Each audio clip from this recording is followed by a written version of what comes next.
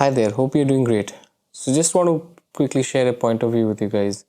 My reason for why I still think that the Z6II is a decent enough upgrade for me is the simple fact that the Z6II can now focus at -4.5 EV. Now that's very significant because if you look at why a lot of people like Nikon is because of the colors and the files.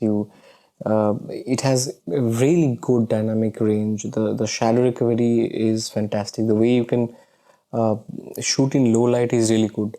Now, the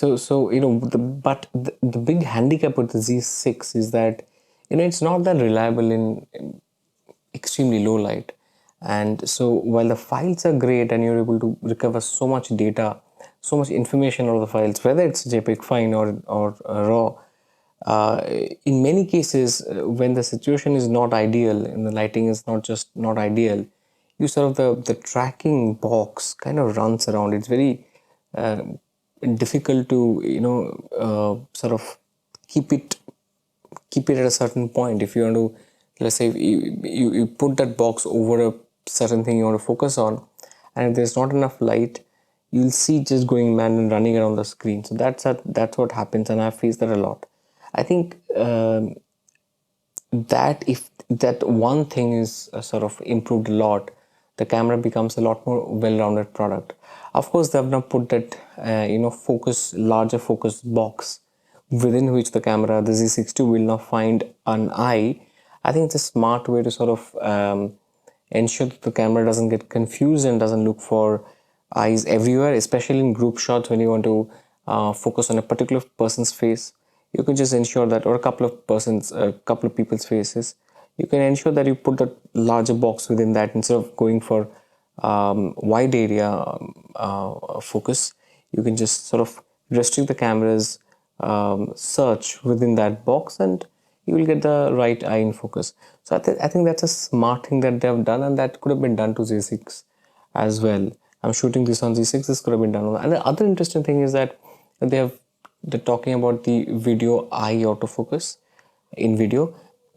I really, and I'm shoot most of the videos at f1.8.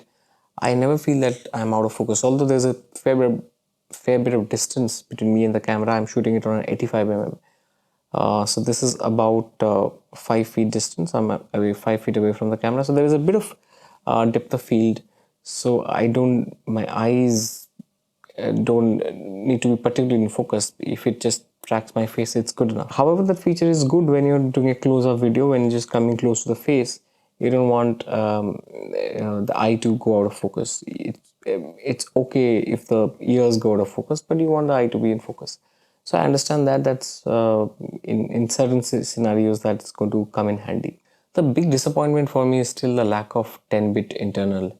I mean, what is Nikon trying to protect? Are they trying to protect the relationship that they've developed with Atomos? I don't understand that, because ultimately they have to be loyal to the relationship they want to build or they have with their customers, and the customers have access to the X-T4 or X-T3, the Canons, the Sonys. They all are now going to come with the internal 10-bit. I really hope that I don't know if you're going to get it, but my expectation is that in future, in 2021, sometime during the course of the year, they will release an update that allows you to shoot 10-bit internally, because they're going to use CF Express. Now they have two processors.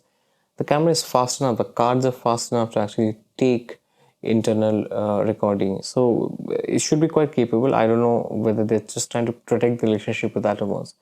So that's a bit of a downer for me. Is if for some reason they're not able to pull off 10-bit, they should definitely look at pushing an HLG picture profile, not just flat.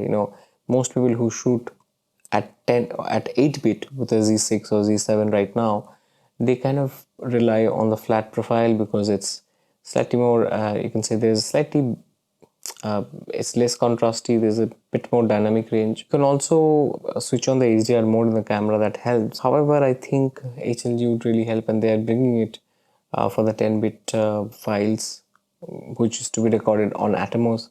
They can just decide to give us that for 8-bit as well, internal.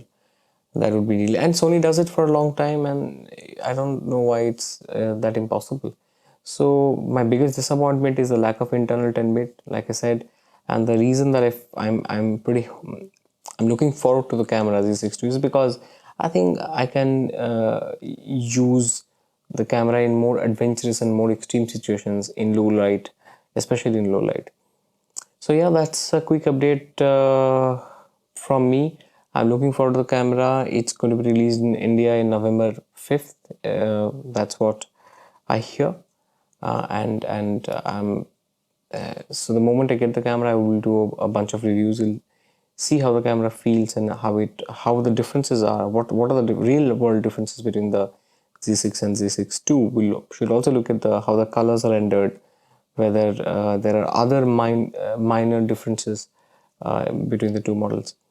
So I'm looking forward to all that. I hope you stay safe. Please share, comment what you think about this, and please subscribe. Thank you. See you again.